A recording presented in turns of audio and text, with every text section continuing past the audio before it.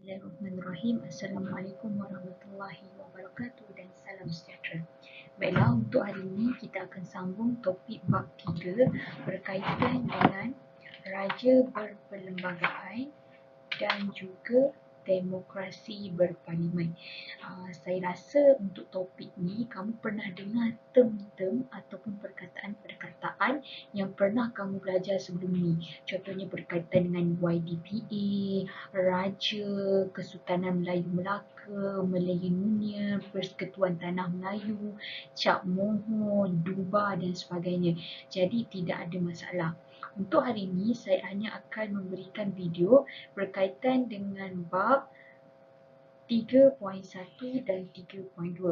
Kalau diikutkan, tak silap saya, di dalam bab ini ada sampai 3.5. So, saya akan cuba habiskan 2 subtopik dan kemudian kita akan sambung esok dengan 3 subtopik. Okey, baiklah.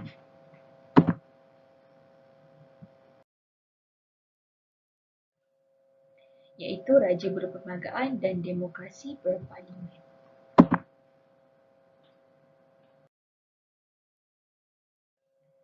Okey, di dalam bab ini kamu akan belajar bab 5, bab kecil iaitu raja berperlembagaan dan demokrasi berparlimen. Yang pertama ialah latar belakang pemerintahan beraja dan demokrasi berparlimen.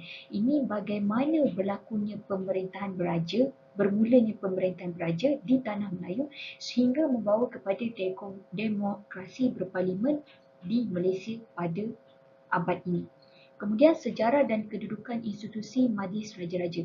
Bagaimana pembentukan Duba, apakah tanggungjawab Majlis Sultan-Sultan dan Majlis Raja-Raja. Kemudian yang ketiga, kamu akan belajar yang di-Pertuan Agong dan Raja dalam berperlembagaan berpersekutuan. Kalau kita lihat pada hari ini, kita adalah negara yang mengamalkan demokrasi berparlimen dan raja berperlembagaan, bukan republik. Jadi di dalam Malaysia pada ketika ini terdapat dua, iaitu YDPA dan Perdana Menteri. YDPA ni tugas dan jawatan ataupun kita panggil dia punya tindakan adalah tertakluk berdasarkan perlembagaan. Itu kita panggil raja berperlembagaan. Raja bertindak, raja membuat keputusan berdasarkan perlembagaan yang telah dibuat. Kemudian yang seterusnya, amalan demokrasi dan pengasingan kuasa. Kalau kita tengok, amalan demokrasi ini adalah satu amalan untuk memilih wakil atau pemimpin, iaitu dipilih secara perwakilan undian. Jadi di dalam bab ini kamu akan tahu amalan pilihan raya, kebebasan asasi dan pengasingan kuasa dalam pemerintahan. Dan akhir sekali ialah keunikan amalan demokrasi berparlimen di negara kita. Contohnya gabungan unsur tradisional dan moden dalam pentadbiran, mekanisme semak dan imbang dalam pentadbiran, kuasa budi bicara raja dan kerjasama politik. Tapi untuk hari ini dua saja, latar belakang dan juga sejarah dan kedudukan institusi Majlis Raja-Raja.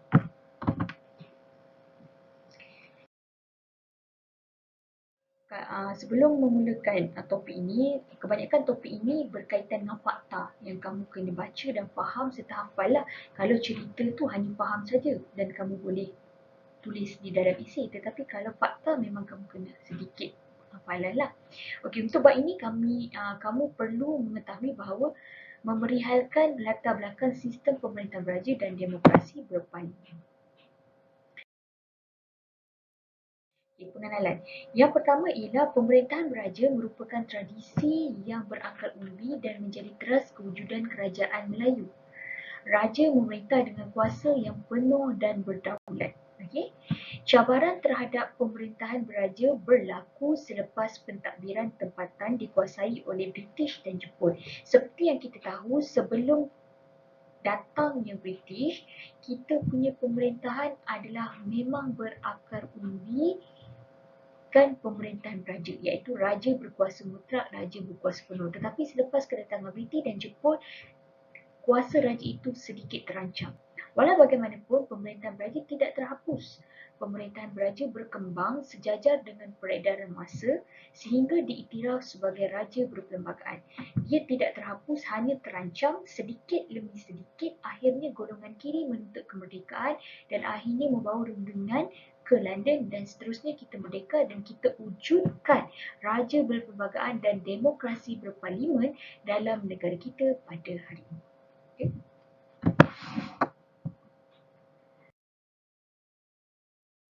Pemerintahan Beraja Kesultanan Melayu Melaka. Ini adalah Kesultanan Melayu Melaka. Sebenarnya Kesultanan Melayu Melaka ini banyak diulang-ulang kerana dia merupakan platform dalam sistem politik dunia ataupun negara kita pada ketika itu. Pada ketika ini, kan? Okey, Raja berkuasa mutlak. Kesultanan Melayu Melaka mengamalkan pemerintahan beraja berkuasa mutlak. Raja memegang semua kuasa pemerintahan termasuk kuasa pentadbiran, perundangan dan kehakiman. Okey, ini maksud dia raja memang ada kuasa yang paling tinggi. Undang-undang iaitu Hukum Ganda Melaka dan Undang-Undang Laut Melaka membuktikan kehidupan bernegara dan ciri sistem berperlembagaan terselah pada zaman Kesultanan Melayu Melaka. Maknanya kita ada undang-undang dan menunjukkan bahawa adanya kehidupan bernegara. Konsep Islam. Pemerintahan Kesultanan ini diperkukuhkan dengan konsep Islam. Konsep ini sekaligus menjadikan raja sebagai ketua agama Islam. Kalau kita tengok semasa pemerintahan Kesultanan Melayu Melaka memang ada pedagang-pedagang dan melakukan dakwah dalam penyebaran Islam. Okey. Kemudian pemerintahan Kesultanan Melayu Melaka berpengaruh besar membina tradisi dan adat istiadat yang diwarisi oleh Kesultanan Melayu selepasnya, sama ada mempunyai pertalian dan dengan Kesultanan Melayu Melaka dari segi keturunan dan bekas negeri naungan dan jajahan. Kalau kita tengok selepas Kesultanan Melayu Melaka memang politik ataupun pentadbiran ini diwarisi oleh negeri-negeri lain ataupun pada waktu itu kita panggil kerajaan lah.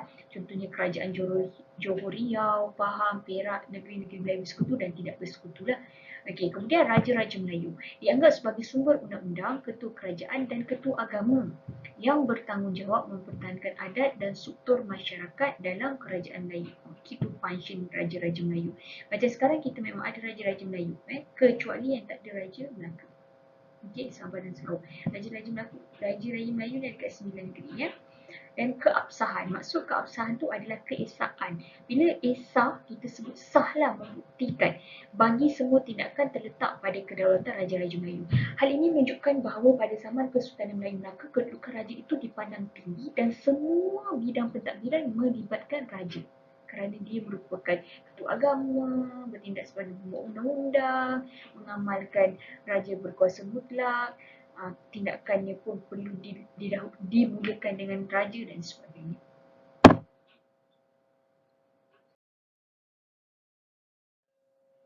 Kesultanan Melayu Melaka selepas Kesultanan Melayu selepas Kesultanan Melayu Melaka. Kalau kita tengok legasi Kesultanan Melayu Melaka diteruskan oleh Kesultanan Johor Riau, Pahang dan Perak macam yang saya sebutkan tadi. Kemudian kesinambungan Kesultanan Johor Riau, contohnya Kesultanan Terengganu dan Selangor merupakan kesinambungan daripada Johor Riau. Memang pun kalau kita tengok kebanyakan keturunan Johor Riau ini adalah berasal daripada Melaka. Kemudian kerajaan selepas Kesultanan Melayu Melaka berakhir, maka wujudlah Kesultanan Kelantan, Negeri Sembilan, Perlis dan berakhirnya Kesultanan Melayu Melaka. Kalau kita tengok, ini adalah pembelajaran bab tingkatan 2. Selepas kamu belajar Johor Riau, kamu banyak belajar tentang latar belakang, istiadat, apa yang dibuat dalam setiap kesultanan. Kemudian akhir sekali kerajaan awal, Kesultanan Kedah merupakan kerajaan terawal yang diasaskan di negara kita. Kesultanan ini mengakui pertuanan Kesultanan Melayu Melaka. Maknanya Kesultanan Melayu Melaka ni memang diberhaiki dan berurutan sehingga berakhirlah Kesultanan Melayu Melaka tersebut.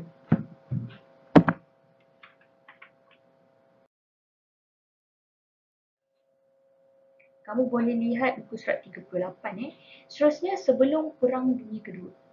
Okay. Sebelum Perang Dunia Kedua, semasa perluasan pengaruh British, pemerintahan Beraja menjadi penghalang yang menyukarkan British melakukan penjajahan di negara Melayu. Sebab pada waktu itu British masuk nak jadi ketua, tapi sebenarnya tanah Melayu memang dah ada ketua. British sekadar berupaya memperkenalkan sistem residen di negeri-negeri bersekutu dan tidak bersekutu penasihat British. Kalau kita tengok, residen British ni ada di negeri-negeri Melayu bersekutu iaitu Pahang, Perak, Selangor dan Negeri Sembilan. Manakala negeri-negeri Melayu tidak bersekutu adanya penasihat British iaitu di Kedah, Kelantan, Terengganu, Perlis dan Johor. Kalau kita tengok memang ada perbezaan antara residen dan juga penasihat. Residen memang lagi drastik dan agak tinggi kuasanya berbanding penasihat. Iaitu residen memang awak kalau Kesultanan Melayu tu wajib ikut apa yang Residen cakap. Cuma dia tidak melibatkan hal ehwal agama dan adat istiadat. Raja-Raja Melayu memerintah dengan campur tangan British dalam pentadbiran tempatan yang diterai melalui perjanjian atau surat pengisytiharan daripada Raja-Raja Melayu. Kalau kamu tengok ni, kamu belajar tingkatan 3, yang mana bermulanya kenapa British ni nakkan tanah Melayu sebab adanya pemerintahan yang strategik atau pentadbiran yang baik serta adanya kekayaan hasil bumi. Dia tu yang diamalkan glory gospel dan glory gold dan gospel kan. Tak silap saya. Okey, kemudian ini adalah yang cuba ditunjukkan oleh British untuk menguasai tanah Melayu. Bagi negeri bersekutu, British ambil alih pentadbiran pada peringkat pembesar negeri. Raja-Raja Melayu kekal sebagai pemerintah berdaulat. Walaupun dikehendaki menerima nasihat daripada pegawai British dan dilantik sebagai residen. Okey, dia ambil alih. Nampak dah semasa sebelum Perang Dunia Kedua dah ada campur tangan British. Bagi negara-negara Melayu tidak bersekutu, kedudukan raja lebih kukuh. British tempatkan penasihat British. Namun pentadbiran negeri tetap dilaksanakan oleh pembesar yang dilantik oleh raja. Tu saya cakap tadi, residen dengan penasihat, residen lebih tinggi sedikit kuasa dia. Pengubalan Undang-Undang Tubuh Kerajaan Johor 1895 dan Undang-Undang Bagi Diri Kerajaan Terengganu 1911 selahkan lagi ciri pemerintahan Raja Berlembagaan dalam Kesultanan Johor dan Terengganu. Okey, bila ada tubuhnya undang-undang, maka nampaklah memang Raja berperlembagaan. Raja membuat kerja berdasarkan perlembagaan undang-undang. Pengubalan undang-undang tersebut berkait rapat dengan usaha raja, pembesar dan rakyat untuk menghalang perluasan pengaruh British dan mengekalkan kedaulatan negeri. Itu sebab perlu adanya undang-undang untuk menjaga atau mengekalkan kedaulatan negeri.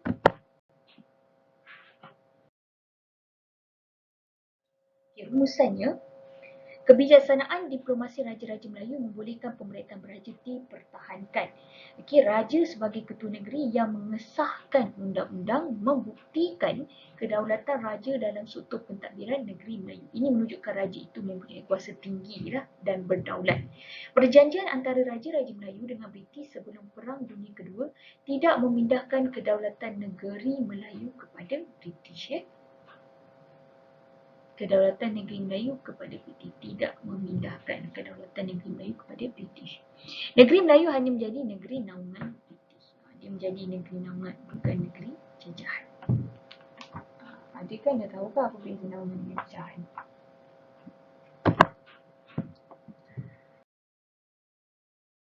Okey, semasa pendudukan Jepun, kamu boleh lihat muka surat 40. Raja-Raja Melayu diiktiraf sebagai ketua dalam hal ehwal agama Islam. Raja-Raja Melayu juga memperoleh pendapatan seperti sebelum Perang Dunia Kedua. Pengiktirafan tersebut diisytiharkan semasa persidangan Raja-Raja Tanah Melayu dan Sumatera dengan pemerintah Tera Jepun di Singapura pada bulan Januari 1943. Kedudukan Raja-Raja Melayu di negeri masing-masing diletakkan di bawah pengawasan Gubernur Jepun di Tanah Melayu. Maknanya walaupun ada lagi Raja-Raja Melayu, tapi diletakkan di bawah pengawasan Gubernur Jepun. Terancamlah juga. Selepas Perang Dunia Kedua, lebih kurang 1946, Malayan Union telah diperkenalkan. Ini paling drastik lah, kedudukan raja itu agak tercabar. Raja-Raja Melayu kehilangan kuasa sebagai pemerintah negeri kerana kuasa pemerintahan diambil oleh Raja England. British memerintah Malayan Union secara langsung melalui gubernur yang dilantik oleh kerajaan British. British yang memerintah Malayan Union ini dibuat di tanah Melayu. Kesepakatan Raja-Raja Melayu menentang Malayan Union dengan sokongan orang Melayu menyebabkan British menggantikan Malayan Union dengan Persekutuan Tanah Melayu 1948, PTM 1948. Ini kita belajar pada tahun lepas.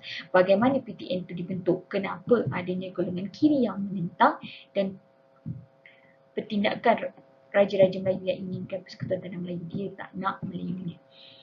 Kedaulatan Raja-Raja Melayu yang diwarisi daripada Kesultanan Melayu Melaka ini dikembalikan seperti sebelum Perang Dunia Kedua melalui Perjanjian Persekutuan 1948. Undang-undang tubuh digubal dan Raja-Raja Melayu bagi negeri masing-masing dan diguna pakai sehingga hari ini mengangkat Raja-Raja Melayu sebagai Raja Berperlembagaan. Maknanya undang-undang dibuat demi menaikkan lagi bukan raja-raja berdasarkan raja perlembagaan. Okey, selepas merdeka kamu boleh lihat muka teks muka surat 41. Mulanya ialah kemerdekaan Melayu pada tahun 1957 diperoleh melalui perundingan dan persetujuan raja-raja Melayu kan? Macam yang kita tahu. Pemerintahan beraja diteruskan dalam Perlembagaan Persekutuan dan beberapa pindaan dibuat supaya sesuai dengan konsep demokrasi. Maksud dia sebelum membuat Persekutuan Tanah Melayu 1957, 1948 seterusnya 1963 kita adakan satu pindaan dengan menekankan konsep demokrasi. Jawatan YDPA diwujudkan sebagai ketua utama negara. Kedudukan, kuasa dan tugas YDPA termaktub dengan Perlembagaan Persekutuan. Kita boleh tengok dalam 2.3 nanti. Maafkan saya, 3.2. Ciri perlembagaan dan demokrasi berparlimen dalam Perlembagaan Persekutuan mengiktiraf raja sebagai pemerintahan tertinggi. Sementara itu, rakyat diberi hak memilih wakil melalui pilihan raya untuk membentuk kerajaan. Rakyat diberi hak memilih wakil. Demokrasi lah tu, pilihan raya.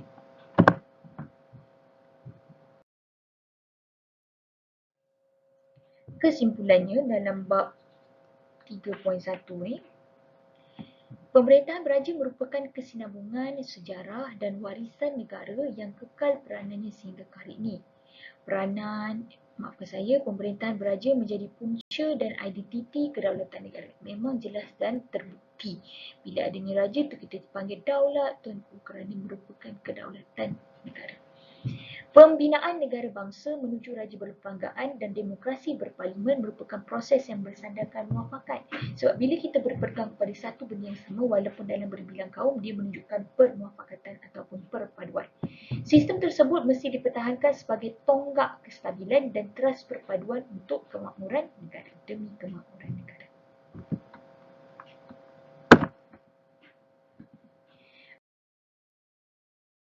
Baiklah, ini adalah contoh-contoh soalan kibat. Raja berperanan penting dalam memakmurkan negara. Bersetuju ke anda? Kita akan bincang pada kelas pada esok hari menggunakan Google Meet.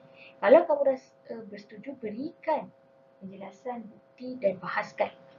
Okay, memang terbuktilah. Kenapa? Bagaimana kedudukan dia? Bagaimana kuasa dia? Bayangkan jika raja tidak ada. Kedua, kenapakah pentadbiran tentera Jepun mengekalkan pemerintahan beraja di tanah Melayu? Kenapa dia kekalkan Raja Melayu?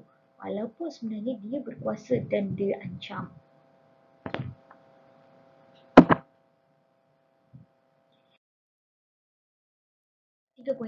Pada akhir pembelajaran, murid akan dapat menerangkan sejarah dan kedudukan institusi majlis raja-raja. Okay, boleh lihat dalam teks muka surat 42.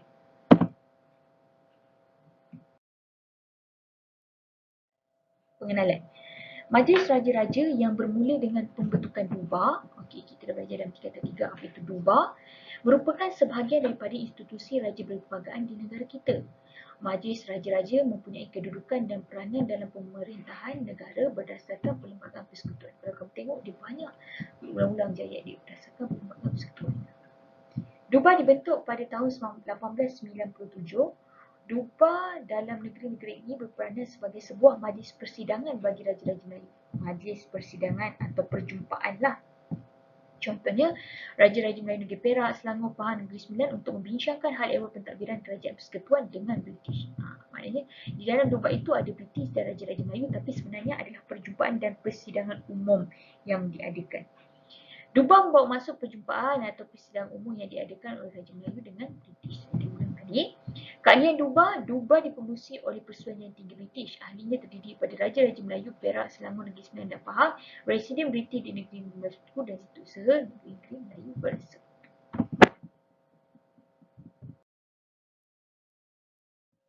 Majlis Sultan semasa Melayu Union. Melayu Union dia ada sultan, dia ada raja juga. Tapi bagaimana? Apakah fungsinya? Antara fungsi Majlis Sultan-Sultan termasuklah membincangkan undang-undang berkaitan dengan agama Islam dan menasihati gubernur tentang perkara yang dibangkitkan oleh Raja Melayu. Maafkan saya. Perlembagaan Melayu Union 1946 memperuntukkan penubuhan Majlis Sultan-Sultan. Di bawah The Malayan Union Order in Council 1946, Majlis Sultan-Sultan dipengerusikan oleh Gubernur Malayan Union. Okey, Malayan Union. Ahli majlis terdiri daripada 9 orang Raja Melayu dan 3 orang pegawai kerajaan British. Itu saya cakap sebenarnya Raja Melayu di sini. Antara fungsinya adalah membincangkan undang-undang berkaitan dengan agama Islam dan menasihatati Gubernur tentang perkara yang dibangkitkan oleh Raja-Raja Melayu. Majlis tersebut tidak pernah diwujudkan dalam tempoh Melayu Union kerana Raja-Raja Melayu menentang pelaksanaan Melayu Union. Kalau kita tengok pada zaman Melayu Union kita belajar pada tahun depan, memang Raja Melayu menentang disebabkan dia pun dipaksa menandatangani surat Melayu Union kan. Keanggotaan Majlis Sultan-Sultan Melayu Union iaitu ada Gubernur Melayu Union pengerusi, 9 orang Raja Melayu, Ketua Setiausaha Melayu Union, Penasihat Undang-Undang dan Setiausaha Kewangan. Okey, seterusnya. Okey, baik, seterusnya. Majlis Raja-Raja semasa Persekutuan Tanah Melayu 1948. Pertama, Majlis Raja-Raja ditubuhkan secara rasmi pada tahun 1948 apabila PTM 1948 dibentuk bagi menggantikan Melayu Union. Berdasarkan Perjanjian Persekutuan Tanah Melayu 1948, Majlis Raja-Raja menjadi institusi yang dilengkapi dengan kuasa dan sekretariat sesuai dengan kedudukan dan peranannya. Majlis Raja-Raja diurus sepenuhnya oleh Raja-Raja Melayu. Pengurusi mesyuarat ditentukan oleh Raja-Raja Melayu dalam kalangan 9 orang Raja-Raja Melayu, menunjukkan pada ketika ini Raja-Raja Melayu berperanan penting. Persidangan Majlis Raja-Raja Melayu disertai oleh penyimpan Maha Besar Raja-Raja untuk memertai keputusan persidangan. Raja-Raja Melayu diberi hak dan kuasa untuk mendapatkan penerangan daripada Persetujuan Tinggi PT tentang pembuatan undang-undang dan dasar Kerajaan Persekutuan. Diberi hak dan kuasa lah.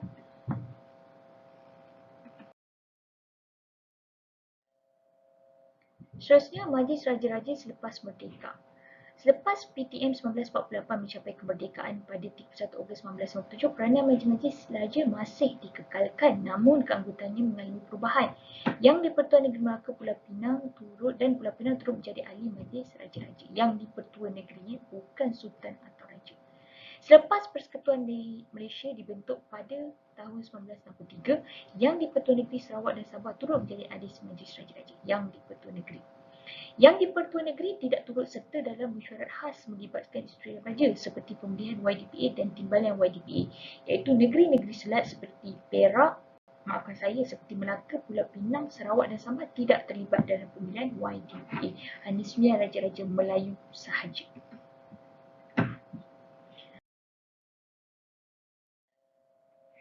Maha Besar Raja-Raja. Okey. Maha Besar Raja-Raja ni kita boleh tengok dia adalah salah satu job lah dalam istilah lain. Okey, Maha Besar Raja-Raja melambangkan kekuasaan dan kedaulatan Raja-Raja Melayu. Macam kita belajar dalam bab form 4 kata satu banyak alat kebesaran, bukan saja ini, tapi ini adalah salah satulah. Maha ini disimpan oleh penyimpan Maha Besar Raja-Raja yang juga merupakan Setiausaha Majlis Raja-Raja. Okey, Dokumen rasmi yang dikeluarkan oleh Majlis Raja-Raja diturunkan dengan cap Maha Besar diikuti dengan tanda tangan penyimpan Maha Besar Raja-Raja. Lihat muka teks muka surat 44. Tahukah anda permukaan Maha Besar Raja-Raja mengandungi jata kerajaan 9 negeri Melaka, 9 negeri Melayu serta tertulis perkataan Mohon Besar Raja-Raja Negeri Melayu dalam tulisan Jawi. Kalau kamu tengok buku surat 44 tu nampak permukaan Maha Besar Raja-Raja mengandungi jata kerajaan 9 negeri Melayu. Tahukah anda, mesyuarat Majlis Raja-Raja pada 31 Ogos 1948 bersetuju menerima corak pada Maha Besar Raja-Raja yang digunakan sehingga hari ini. Sehingga hari ini, 1948 sehingga hari ini. Tolong.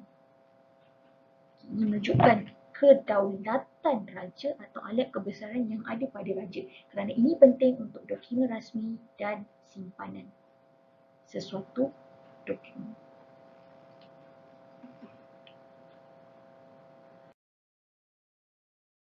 Seterusnya, kedudukan Majlis Raja-Raja dalam Perlembagaan Persekutuan. Ini kamu boleh lihat surat 44 dan 45.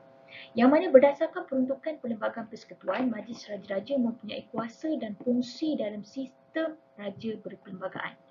Majlis Raja-Raja boleh bertindak menggunakan budi bicara, bagi melaksanakan fungsinya. Kalau kamu tengok bermula pada kiri, Perlis, Terengganu, Kedah, Kelantan, Pahang, Johor, Perak, Negeri Sembilan dan Selangor. Apakah fungsinya? Yang pertama adalah memilih YDPA dan timbalan YDPA. Macam saya cakap, yang di Pertuan Negeri tidak terlibat dalam tugas khas ini. Bersetuju atau tidak bersetuju sebarang undang-undang yang memerlukan persetujuan Majlis Raja-Raja. Okey, dia boleh berbincanglah. Memberikan nasihat berkaitan dengan pelantikan jawatan tertentu. Okey, jawatan tertentu contohnya menteri-menteri, ketua menteri dan sebagainya. Menjadi rujukan dalam perubahan dasar berhubung dengan kedudukan istimewa orang Melayu, Bumi Putera di Sarawak dan Sabah dan kepentingan sah kaum lain. Jadi ini adalah peranan-peranan Majlis Raja-Raja inilah 9 ni. Menjadi lembaga pengampun bagi kes-kes tertentu. Kadang kita lihat dalam mahkamah, dia boleh dikurangkan jumlah panjangnya tempoh penjara tu ataupun denda dan hukuman atas pengampunan raja atau yang diperlukan. Menjadi tadi dah memperkenankan perubahan persepadanan negeri setelah mendapat perkenan raja negeri berkenaan. Maksudnya sepadan-sepadan ini juga diperkenankan oleh Raja-Raja Melayu kalau ada perubahan sempadan. Okay? Kerana hal ini adalah berkaitan dengan pilihan raya. Sempadan sangat penting untuk menunjukkan kedudukan sempadan dalam sesuatu adun atau parlimen lah. Memperkenankan pindaan perlembagaan bagi perkara-perkara tertentu. Okey, perkara-perkara tertentu.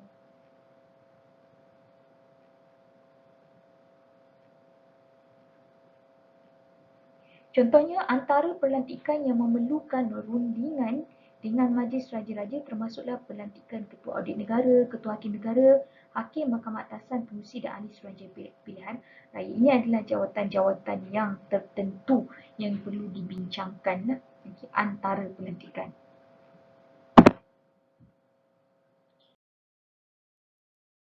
Majlis Raja-Raja merupakan institusi beraja di Malaysia. Berdasarkan peruntukan Perlembagaan Persekutuan, Majlis Raja-Raja melaksanakan peranan sebagai pengimbang dalam sistem demokrasi melalui dua cara, iaitu hak untuk dirundungi dalam beberapa pelantikan penting, hak untuk membincangkan hal berhubung dengan dasar negara. Jadi, Raja-Raja Melayu ini sangat memberikan peranan penting dalam mengimbangi sistem demokrasi. Sebab sistem demokrasi ini adalah rakyat yang mengundi pemilihan berdasarkan perwakilan dan perlu adanya pilihan raya. Jadi Raja-Raja Melayu ini berbincang, okay, bersetuju atau tidak bersetuju dalam beberapa pelantikan dan juga hal yang berhubung dasar negara. Dasar negara ini adalah berkaitan dengan undang-undang ataupun dasar-dasar kerajaan.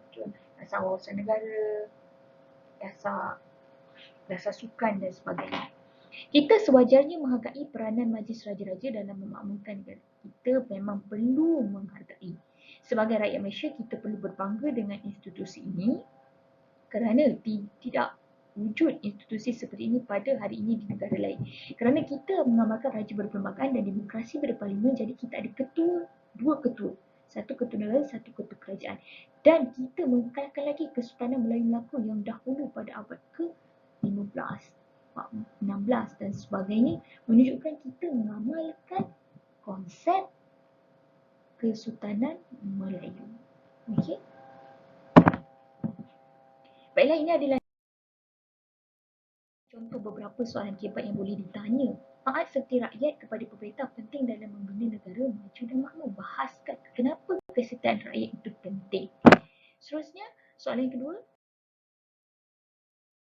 Mengapakah Majlis Raja-Raja dalam Persekutuan Tanah Melayu menjadi institusi khas untuk Raja-Raja Melayu? Kenapa perlu ada benda ini? Okey, baiklah. Untuk esok hari kita akan sambung dengan bab 3.3 yang di-Pertuan Agong dan Raja dalam Perlembagaan Persekutuan. Okay. Baiklah, untuk hari ini saya rasa cukup bab 3.1 dan 3.2 sebab kalau kamu terlalu tengok video yang bercakap pun boleh menyebabkan bosan. Okey, selepas ini saya akan berikan latihan bab 2. Okey, sebab nanti bila dah selesai bab 3 baru saya akan berikan latihan bab 3. Sekian, terima kasih kerana menonton sehingga habis. Selamat membuat latihan dan mengisi link kehadiran. Assalamualaikum.